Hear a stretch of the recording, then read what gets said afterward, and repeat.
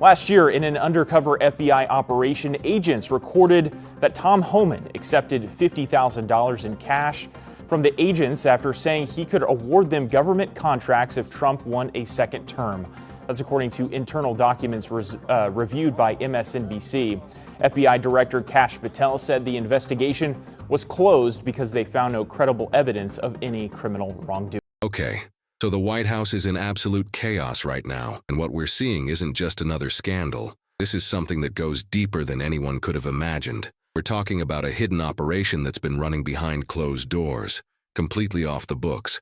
And when I say this is a cover-up for the ages, I'm not exaggerating. This isn't some minor policy disagreement or political spin. This is the kind of thing that fundamentally challenges everything we thought we knew about accountability, transparency, and the limits of executive power in this country. What's coming out right now has Republicans scrambling for cover, Democrats preparing for what could be the biggest constitutional fight of the decade, and legal experts saying this could redefine the presidency itself.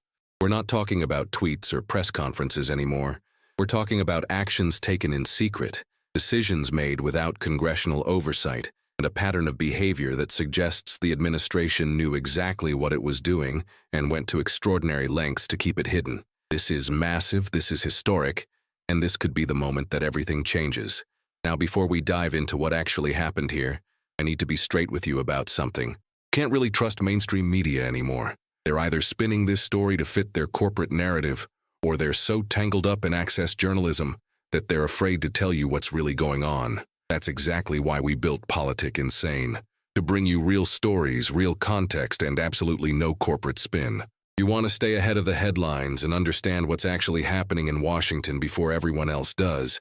Make sure you subscribe to the channel right now. We bring the news straight to you every single day. No filters, no agenda. Just the facts and the analysis you need to make sense of it all. Just hit the subscribe button below to join us. And if you want to support this work and be part of a community that truly cares about the truth, about holding power accountable, about making sure democracy actually works the way it's supposed to, this is your moment. Subscribe. Leave a comment with your thoughts on what we're covering today, and let's build something that matters together. All right, let's get back to the video.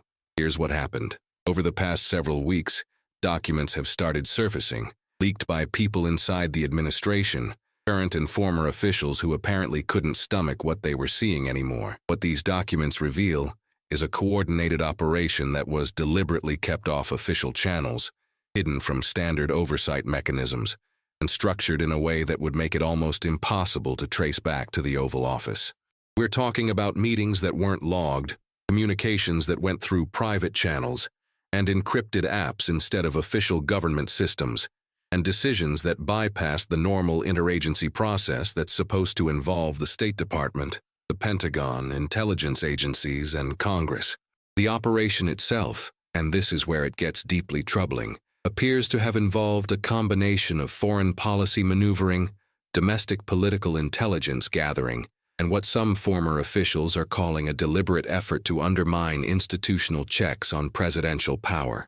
One of the documents that leaked shows a memo from a senior advisor explicitly stating that certain actions needed to be taken outside normal channels to avoid unnecessary bureaucratic interference, which is Washington speak for avoiding the oversight that's supposed to prevent exactly this kind of thing. Another document references meetings with foreign officials that were never disclosed to the National Security Council, never reported to congressional intelligence committees, and apparently never even entered into the official record of presidential activities. This isn't a scheduling error. This is a systematic effort to operate in the shadows. And here's where this starts to unravel in real time. The moment these documents started leaking, the White House went into full damage control mode. Press briefings turned into shouting matches, with reporters asking direct questions about who authorized these meetings, why they weren't disclosed, and whether the president himself was aware that these operations were being conducted without proper oversight. The answers have been evasive at best, contradictory at worst. One spokesperson said the meetings were routine diplomatic engagement. Another said they were exploratory conversations that didn't rise to the level requiring formal notification, and a third simply refused to comment on what they called ongoing sensitive discussions. That's 3 different explanations for the same set of facts, and none of them explain why everything was hidden. Meanwhile, on Capitol Hill, Democrats are already talking about subpoenas, hearings, and the possibility of appointing a special counsel to investigate whether laws were actually broken here. Some Republicans, particularly those who still care about institutional norms and the rule of law, are starting to ask questions too, quietly at first. But the pressure is building. This isn't going away, and every day that passes without a coherent explanation from the White House just makes it look worse. But it gets worse. Because what we're learning now isn't just that there was a hidden operation, it's what that operation was designed to accomplish. According to sources who've seen the full scope of the leaked materials, the operation had multiple components.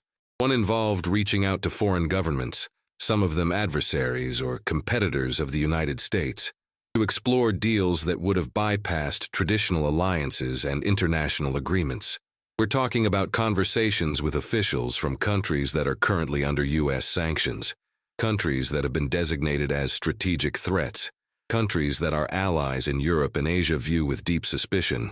The substance of these conversations, as far as we can tell from the documents, involved potential sanctions relief, changes to military posture, and even discussions about reshaping regional security arrangements in ways that would have blindsided NATO, blindsided Ukraine, and fundamentally altered the balance of power in multiple regions. Another component of the operation, and this is where it crosses into domestic political territory, involved gathering information on perceived opponents within the government itself, career officials, inspectors general, even members of Congress who were seen as obstacles to the administration's agenda. The documents suggest that this information was being compiled, not for legitimate national security purposes, but to identify pressure points, to find ways to marginalize or remove people who might blow the whistle on what was happening. That's not governance. That's a cover-up in the making, and it's exactly the kind of behavior that erodes trust in democratic institutions. Now, let's talk about the legal framework here, because this is where things get really serious. The United States has laws, lots of them, that are designed to prevent exactly this kind of secret operation from happening. Start with the Foreign Emoluments Clause and anti-corruption statutes that prohibit government officials from engaging in undisclosed dealings with foreign governments for personal or political gain. Then there's the Logan Act, which makes it illegal for private citizens, and arguably for government officials acting outside their official capacity, to conduct unauthorized diplomacy with foreign governments. There's also the Presidential Records Act, which requires that all official communications and decisions by the president and senior staff be documented and preserved for historical and oversight purposes. If meetings were happening off the books, if communications were going through private channels, if decisions were being made without any paper trail, that's a direct violation of federal law. Add to that the various statutes governing classified information, national security disclosures, and congressional notification requirements. When the president meets with foreign officials, when decisions are made that affect U.S. national security or foreign policy, Congress has a legal right to be informed, particularly the intelligence committees and the foreign relations committees. If those notifications didn't happen, if Congress was deliberately kept in the dark, that's not just bad practice, that's potentially obstruction of oversight, which is itself a serious legal problem. And here's the problem with all of this. These laws weren't created to be technical hurdles or bureaucratic nuisances. They were created because the founders of this country understood that concentrated power, unchecked power, is dangerous. They understood that if a president can operate in secret, can make deals with foreign governments without oversight, can gather intelligence on domestic opponents without legal authority, then you don't have a democracy anymore. You have something much closer to autocracy. The whole system of checks and balances, the separation of powers, the idea that no one is above the law, all of that depends on transparency, on oversight, on the ability of Congress and the courts and the American people to see what their government is doing and to hold it accountable. When you have a hidden operation, when you have meetings that aren't logged and communications that aren't preserved, and decisions that are made without any institutional review, you've broken that system. You've created a shadow government operating alongside or perhaps in place of a legitimate one. And if this stands, if there are no consequences, if the administration can simply say, "We did what we thought was necessary," and move on, then you've set a precedent that future presidents will absolutely exploit. You've said that the rules don't really matter, that oversight is optional, that the law applies to everyone except the person in the Oval Office. Okay, let's break down what this actually means because the implications here are layered and they go in multiple directions, all of them troubling. First, understand that this isn't just about one operation or one set of leaked documents. What we're seeing is a pattern of behavior that suggests a fundamental contempt for the institutional safeguards that are supposed to constrain executive power. When an administration decides that it can conduct foreign policy in secret, that it can bypass Congress, that it can hide its activities from oversight mechanisms, it's not just bending the rules, it's breaking them in a way that undermines the entire constitutional structure. The immediate impact is that trust in government, already at historic lows, takes another massive hit. People across the political spectrum, whether they support Trump or oppose him, whether they voted for him or against him, need to be able to trust that their government is operating within the law, that decisions are being made through proper channels, that there's accountability when things go wrong. When you find out that major decisions were made in secret, that foreign governments were being engaged without disclosure, that domestic opponents were being targeted for political reasons, that trust evaporates, and once it's gone, it's incredibly hard to rebuild. Second, think about what this means for American credibility on the world stage.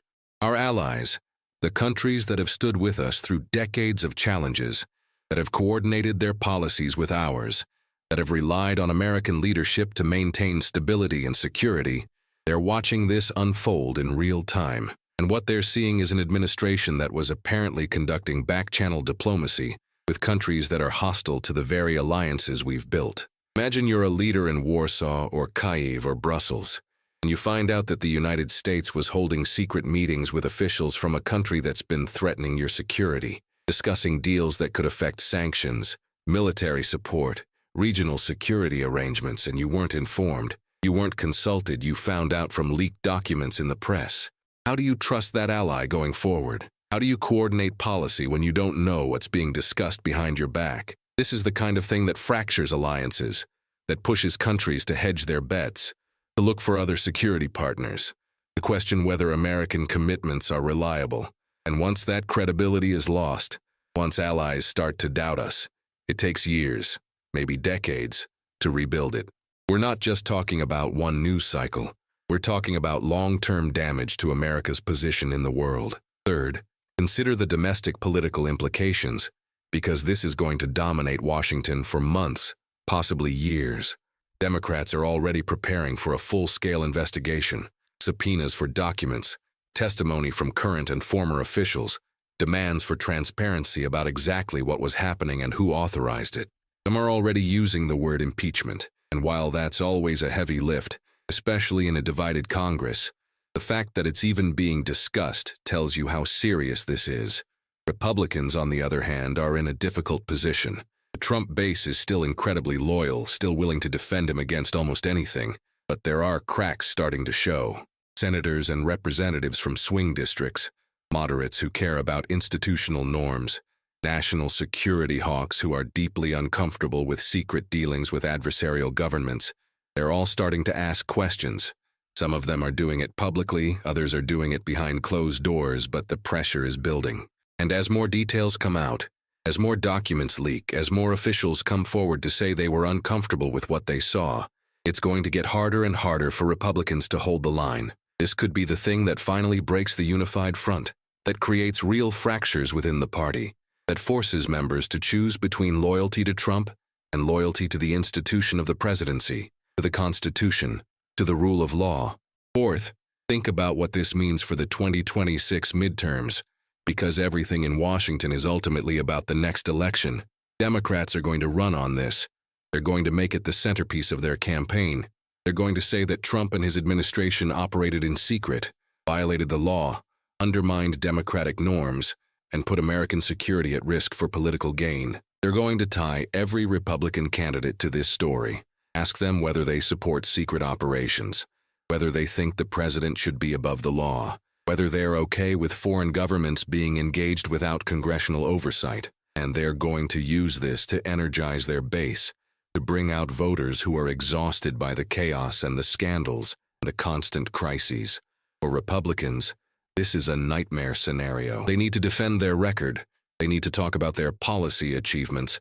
But instead, they're going to be stuck answering questions about a hidden operation that most voters will see as shady at best, illegal at worst. Some Republican strategists are already quietly panicking, wondering whether this is going to be the thing that costs them control of the House, that flips Senate seats, that puts governorships in play. And if that happens, if Democrats retake Congress, the investigations are going to intensify, the pressure is going to increase, and we could be looking at a full-blown constitutional crisis. Fifth, and this is where it gets into the realm of institutional damage that lasts beyond any single presidency. Think about the precedent this sets, if there are no consequences. If Trump and his administration can conduct a hidden operation, can bypass oversight, can violate disclosure laws, can engage in secret diplomacy and domestic political intelligence gathering, and nothing happens, no prosecutions, no impeachment, no real accountability, then you've just told every future president that the rules are optional. You've said that if you're powerful enough, if you have enough political support, if you're willing to be aggressive and shameless, you can do whatever you want. That's not a partisan point, that's a structural point.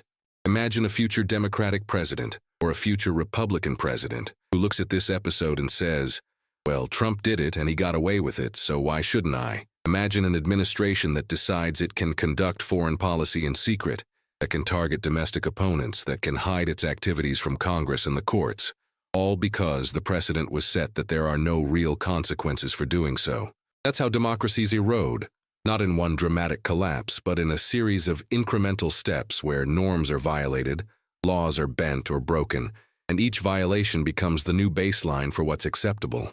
We've already seen this process happening over the past several years, and if this episode passes without serious accountability, it's going to accelerate. Sixth, think about what this means in practical terms for governance and policy. When an administration operates in secret, when it bypasses normal channels and institutional review processes, bad decisions get made. The interagency process, the involvement of the State Department, the Pentagon, the intelligence agencies, the input from career experts who've spent their entire lives studying foreign policy and national security. All of that exists for a reason. It's not bureaucracy for bureaucracy's sake. It's there to make sure that decisions are informed, that risks are assessed, that unintended consequences are anticipated. When you cut all of that out, when you have a small group of people making decisions behind closed doors, without input from the experts, without the benefit of institutional knowledge, without the checks that prevent reckless or illegal actions, you end up with policies that are poorly conceived, poorly executed, and likely to backfire. We've seen this pattern before. Decisions made in secret that later turned out to be disasters, that created crises that could have been avoided, that damaged American interests because the normal safeguards weren't in place. And what we're learning now suggests that this hidden operation followed the same pattern. Decisions made without full consideration of the consequences, without coordination with allies, without legal review, without any of the institutional protections that are supposed to prevent exactly this kind of thing. Seventh, consider the legal exposure here, because this isn't just a political problem. This is potentially a criminal problem. Laws were broken. If officials violated statutes governing foreign contacts, disclosure requirements, records preservation, obstruction of oversight, then we're talking about potential prosecutions.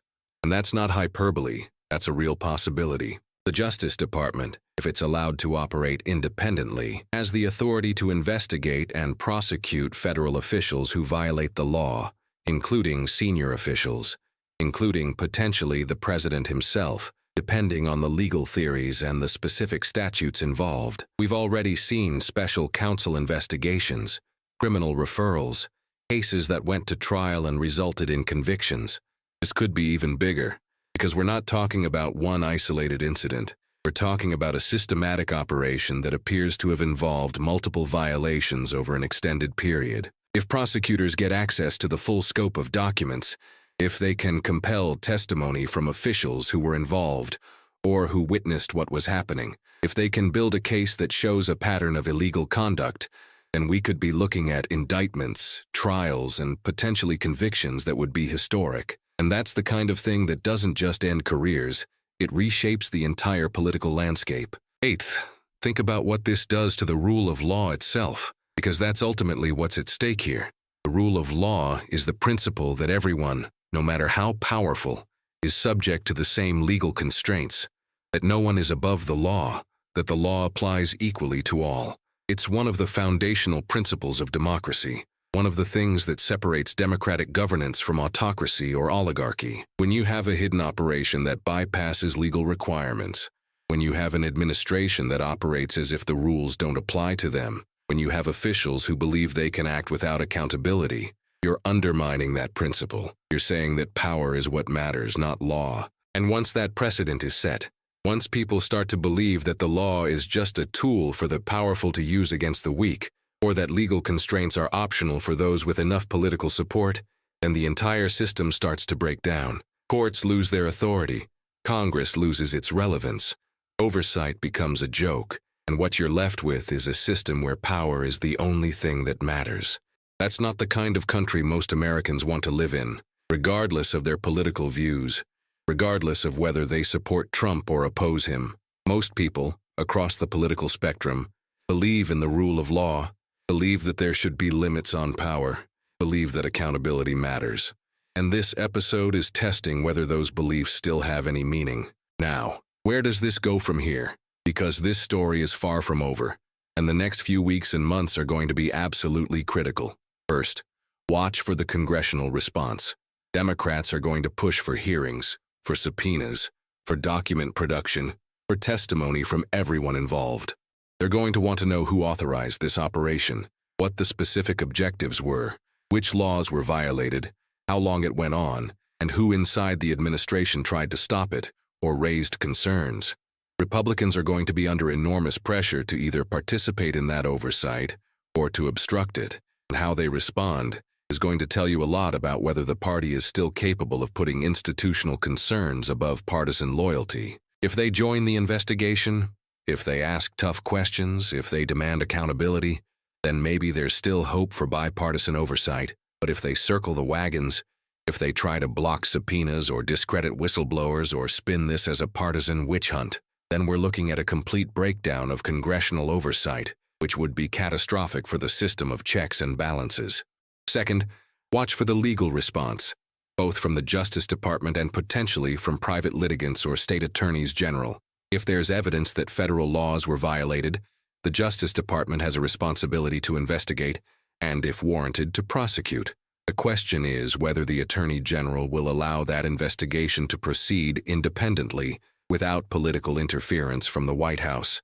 If the Justice Department shows spine, if it pursues this case based on the evidence and the law, then we might see real accountability. But if there's political pressure to back off, if investigations are slow-walked or limited in scope, if prosecutors are told to stand down, then we'll know that the fix is in and that the rule of law is dead. There could also be civil cases, lawsuits from members of Congress asserting their oversight prerogatives, from watchdog groups seeking to enforce transparency laws, from individuals who were targeted by the domestic political intelligence gathering. Those cases might not result in criminal liability, but they can force disclosure, they can create public records, and they can impose costs on the people involved.